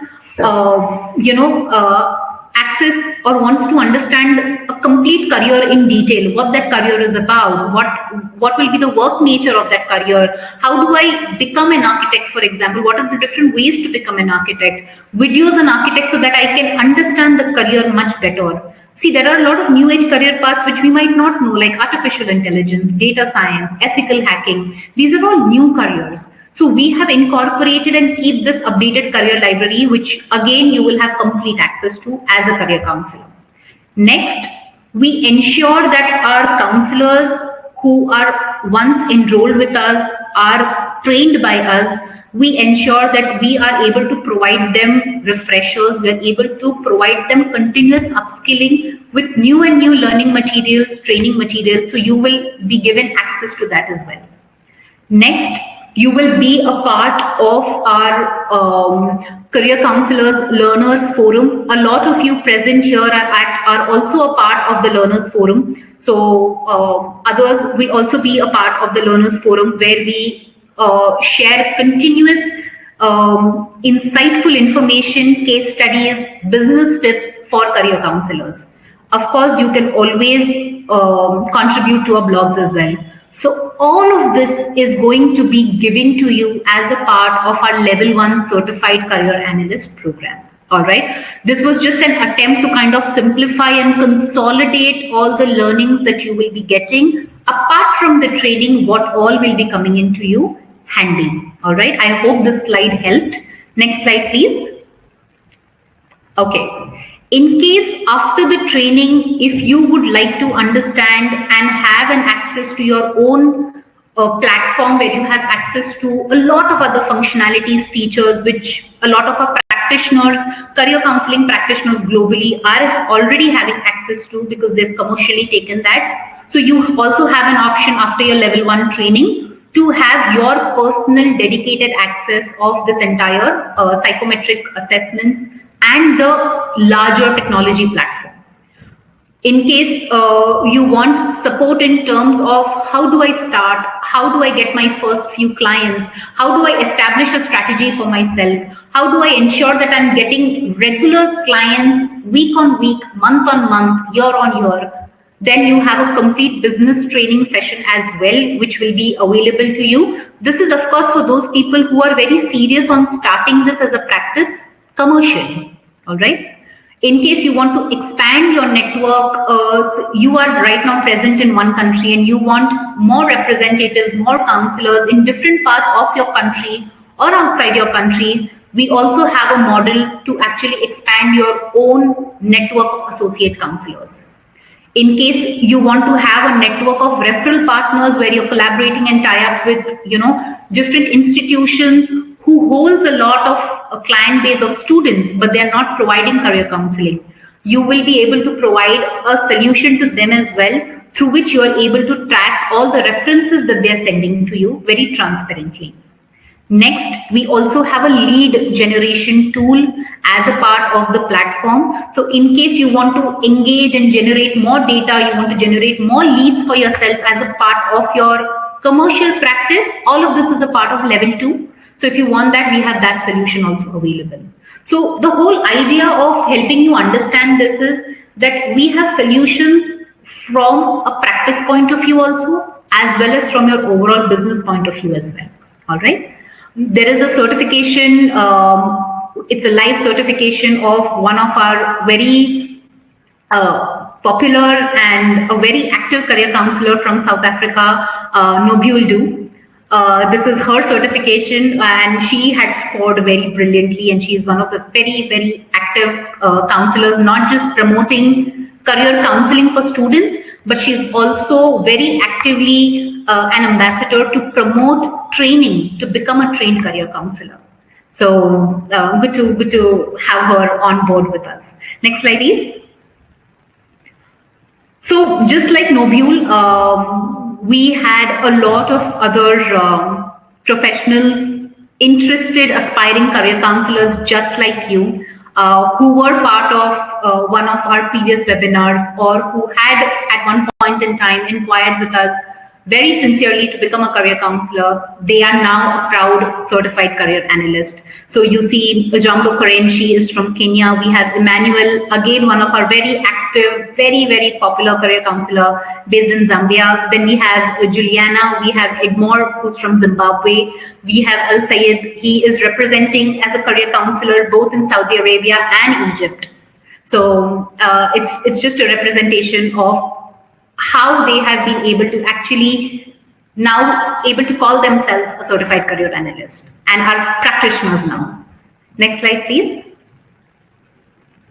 So just a little more on Emmanuel. After he got trained, he was one of the serving officers with the government for audit. And he was very, very keen on helping students and working professionals secure the right career and job for themselves. So after the certification, he's actually ended up going global. He is pretty popular in Zambia now. He's been doing a lot of seminars, a lot of programs. He went ahead and actually published a book for himself. And he is actually a approved career guidance author by the Ministry of General Education. That was one of the first things that he actually did after he got certified, so that his work is now more legit. So he's got that for various different career paths, as you can see. He's also an advisory board member of USAID, one of the very popular initiatives at a global level for the youth. So yes, these are all the stints that he's been able to achieve and doing, and he's rising and shining. So very, very, very proud of having Emmanuel Chizalu, who is now an active career counselor. So many heartfelt congratulations to him. Next slide, please. Yes, you could be next. This is how we have our entire training concluding into a certification, which happens post an exam, of course. And once that is done, we release your certification, which will exactly look like this. the only thing it will have your own unique registration number, and it will have your name on the certification. And we release certificates after the exam is completed, of course, after your training program. And within 3 working days, your CCA logo, which you are now free to use as a part of your profile. You see that red color logo, so you get that badge. You're allowed to license to use that badge formally, and also the certification comes to you within 3 working days after your exam clearance. Okay, so as I promised, before we move into an open Q&A dedicated session, we have all of your questions noted specifically. We had a dedicated team member who was handling the entire chat and ensuring that none of these questions are missed out. So given the time frame that we have open right now, it is 5:40 right now. So we have exact 20 minutes because our session was for 2 hours. So we will open the floor for everyone. Before that, I wanted to make a second important announcement. A lot of you have been facing network issues, which we understand, we acknowledge. We do understand that there can be network issues, and whilst you might have the best of interest to participate in this particular webinar, you might not have been in your best of ability to participate fully. So after the webinar, we will be sending out recording of today's webinar, the entire learning, including the slides, to each and every one of you through the WhatsApp. All right, since we are in touch with each and every one of you on the WhatsApp, after the webinar has been completed, within 3 hours, whoever you are in touch with, you will be getting the link and access to the entire recording, learning slides that we have used today. Without further ado, we have Radha for a very, very limited period. As I told you, we have our regular batches and trainings already on. So Radha has removed 2 hours of her time today just to address and be with us today to share her learnings and experiences with us.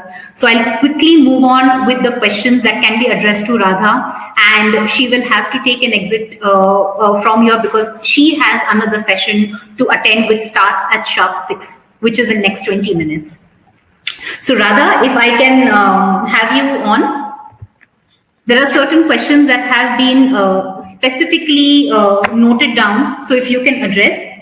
Yes, there are a lot of them while we were on the interest inventory. They missed on the total 6 types of interest. So if we can just go back on the hexagonal diagram and we can do a quick 1-minute recap, I think everyone will be on the same page then. Sure. So can I request Abhishek to slide back again? All right. So the 6-factor theory is the RIASEC model, which is given by John Holland. On this, we had a quick briefing and overview. So what is realistic interest? R stands for realistic interest. People with realistic interest are called as doers. They enjoy doing hands-on practical works, which can be either indoor or outdoor. While being in indoor, we observe that they commonly enjoy working with machines, tools, raw materials, or even objects, right? Any career indoor activity involved, which can be a manufacturing of a work in progress or a raw material or a tool, you can find that they involve working with these things, right?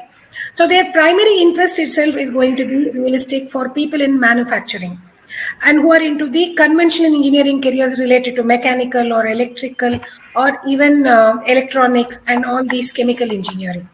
And when you find these people while being at outdoor, they also involved into an high-end physical activity, which can connect with careers related to logistic and transportation. You may take it into example like commercial pilot or a merchant navy, who's a marine engineer. And then you can also find people who are into the border security force, particularly in the field of national service, right? So they are also having high-end physical activity amongst their interest priorities. And you can find careers related to sports also have high-end realistic activities amongst their interest priorities, where you find that these careers all include a large amount of physical energy which is carried out. They enjoy these profiles. Second type of interest is about investigative interest. These people enjoy solving intellectual problems through deep thinking, analyzing, researching, and at times we find, or most of the times we find, whenever there is a technology involved in solving the problems or the intellectual problems, you find the investigative interest on the primary side. And this also is high in careers related to high-end science or maths related profiles. Okay, we were taking on examples like doctor, chartered accountant, architects, and software engineers. So all these people have investigative interest as primary interest.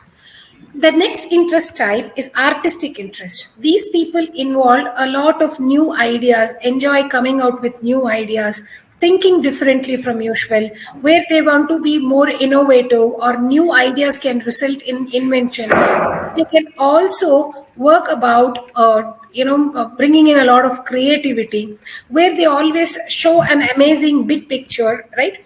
Visualizing things in a bigger way. All these are connected with artistic interest. So you can include career profiles like designers, architects. Okay, architects will have the secondary interest and artistic interest. So the primary interest will be high in designers, people who are into performing arts or language arts, interpreter translators, creative writers. All these people, they enjoy coming with creativity. The next interest type is about social interest. These people enjoy connecting with others in order to help them, serve them, be warm and caring at them, being compassionate or empathetic at them, and they want to actually deal with their emotions. You find in careers related to education and training, nursing, psychology, sociology, all these careers, this happens to be as a primary interest. It is a key for them. And secondly, a next interest type is about enterprising interest. People with enterprising interest are called as persuaders. They enjoy influencing others by their persuasive areas. Okay, they want to influence others for a business objective or a business gain. Where in case of a business management, entrepreneurship, you find that. And a leadership who are actually into a leadership profile, who include situational problem solving as a part of their leadership, and also people who are actually good at taking risk. So we find that lawyers, entrepreneurs, business management people who are in the field of political science, politicians, or motivational speakers, you find that they influence others, right? Or in the people in the field of media and communications, they always want to lead the situation, right? So, which is about the enterprising interest. And the last but not the least is the conventional interest. People with this particular interest type, they enjoy working with data, facts, and figures. These data, what they collate, can be a real-time data or even a fuzzy data. From the data, they always look about how to convert information. So they are quite detailed-oriented. Now, these people want to be more organized, create a standard operating procedure, structuralize things, or they need a pre-existing structure and follow it. So they're more organizing people and planned and programmed people. So these are the interest priorities of profiles related to librarian or government people who are into the civil administrative service. Okay, you can find even these are rich in financial administration, which can be related to accounting, or you can find into data analyst. These profiles have high-end conventional interest in them. Even if you take a financial analyst or an investment analyst or even an actuarian, which is a new age career, possess high-end conventional interest. So this is all about the 6 types of interest. I hope the briefing was useful. I'm sorry for having been earlier very fast. Thank you so much. All right. I think this was a good, quick recap for each and everyone because there were some stability issues which everyone was facing. But I think now we are fine. One of the questions that has come in is, what career is, it's asked by Slivy. I'm sorry if I have not pronounced your name right, Slivy, but what career path would you recommend to a person who has all 6 factors in relative amount of interest? Good question. That's a valid question. See, that is the point what I expressed during my explanation. Doing a unidimensional analysis will always leave us at a tie situation. So largely what we consider is The career interest is actually more contributive for one person to develop their relevant skill and ability. So when this particular person is a school student who is in a high school or middle school, they can actually take out a career considering the other dimensions like personality, values, and learning style, and find a correlation between them, and we'll be able to map the best career according to the time, the level of preparation, and the budget which they can accommodate. But when it comes for a student who is in 11 and 12, though they have all the interests which are actually in equilibrium with them, we can find that there are limited career options open for them. According to the subjects they have chosen in their pre-university education, they are only bound to take up careers in the selective mainstream careers and applied careers, which of them have to be analyzed case to case basis, and that is further intensive for people who have already started their graduation. So in that case, we need to actually check out where either they are suitable or where they are adaptable. So which involves a proper quantitative analysis in understanding their adaptability to change or adaptability to go and get that as their career option. So this goes good for even people in mid and senior career, but there are certain customized solutions for people who are in the mid and senior careers. So this has to be a program plan based on the need. What is the actual need for their career guidance? So the quantitative analysis during training can give you a good insight about it. I hope the question is answered. All right. I think, Slivi, I hope that helped into understanding that why we can face a challenge by just relying or depending on just one dimension when we have to help someone assess a career. And this has been a traditional practice which has evolved, and we've come a far way from the traditional practice of career counseling, which was first done manual. Scoring was done manual. We didn't have a lot of test batteries, or we wouldn't accumulate a lot of test batteries, because the whole task of performing psychometric assessment and scoring for the students itself was a very daunting task. So most of them, because of this time constraint, would reserve themselves to only one or maximum two dimensions, which would be a little time effective also. But as I told you, we have tremendously evolved as an industry globally, where we have very, very advanced systems in place that can make your practice quality as a career counselor reach that 100% mark. All right. So now, I think these were the two predominant questions that we had. I'll just take a quick look if there is any other question which definitely requires Radha's involvement. Otherwise, Radha, we can definitely release you. We understand you have a training session that starts at 6 and we don't want you to be late. But yeah, most of these questions are related to the timings of the next session, the mode of payment, recognition of the psychometric assessment, and certification. I think this is one question which you can actually address before you leave, Radha.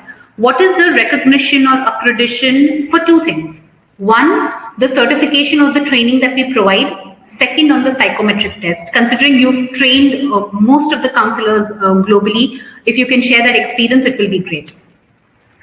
So I find there are many players in this industry, but what they are actually applying to optimize a career guidance as a solution is more imperative.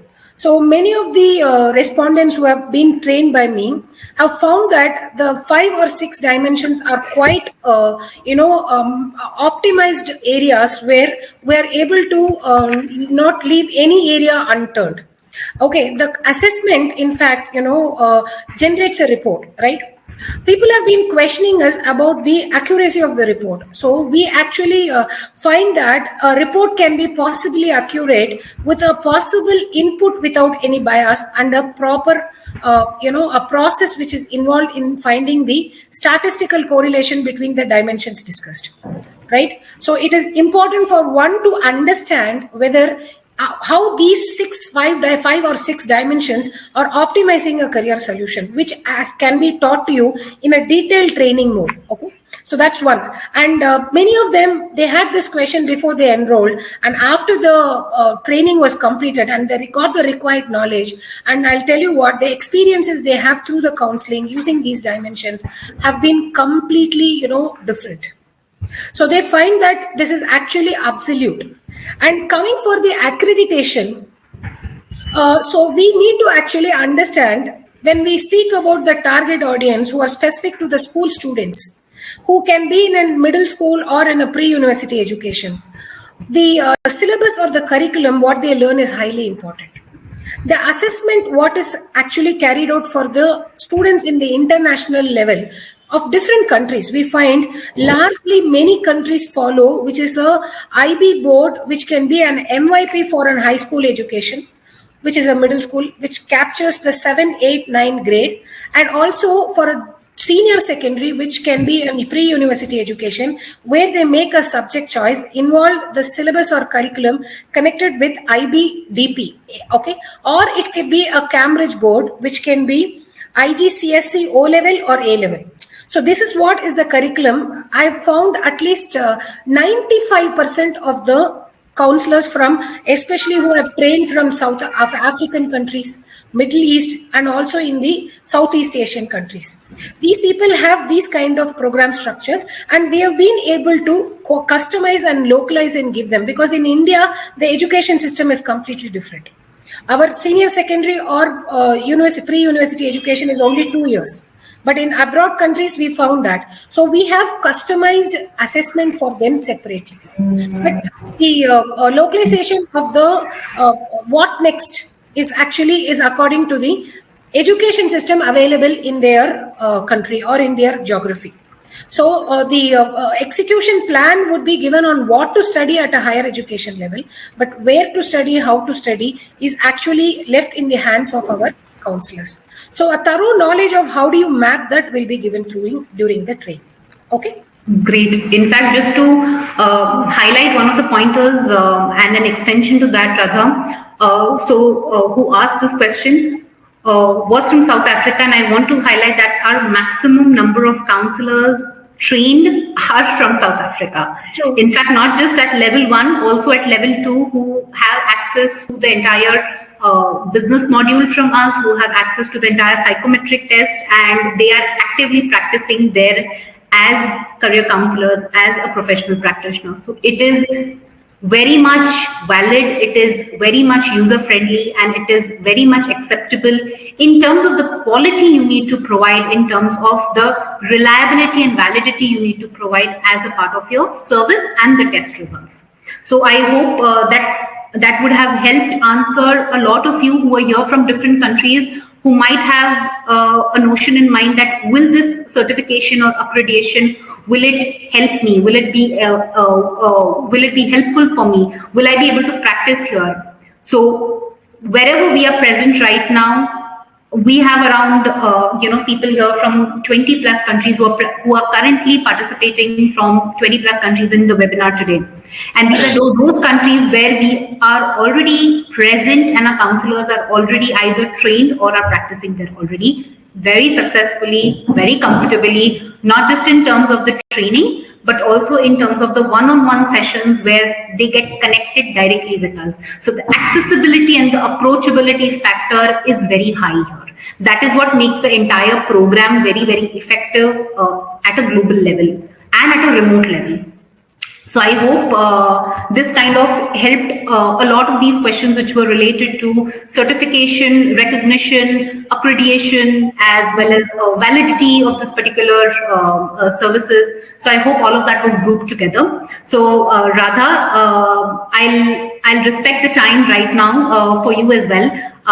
It's 5:59. Thank you. I want to personally thank you, Radha, for removing this time from your schedule. We understand how crazy it can get for you at times, most of the times actually, given the support that you provide to everyone individually. So thank you so much for removing this precious time and being a part of the webinar today. We highly appreciate the sharing you had. Undoubtedly, Fatima. It's my pleasure to have been with this attractive crowd, because, I feel like not leaving for another few minutes, but my responsibility is calling me, which I have already committed, because these are excellent crowds, and a great big salute to each of you who have shown a lot amount of cheers and interest and responding to the polling. And thanks to you.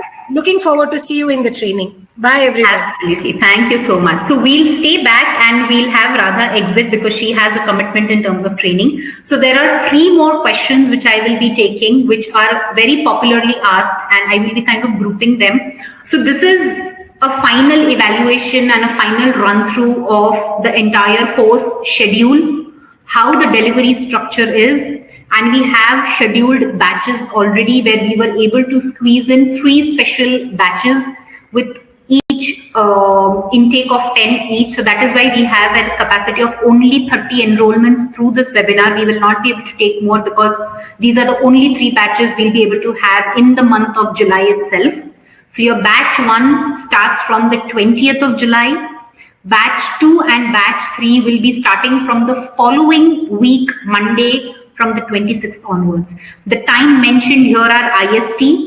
But when you will be enrolling with us, we will also be helping you with understanding the converted time for you. So when you get the training invite, it will come to you in the converted training time as well. So we are already, professionally been doing trainings globally. So we'll kind of take care to ensure that your entire learning process, onboarding process, payment transfer process is absolutely smooth.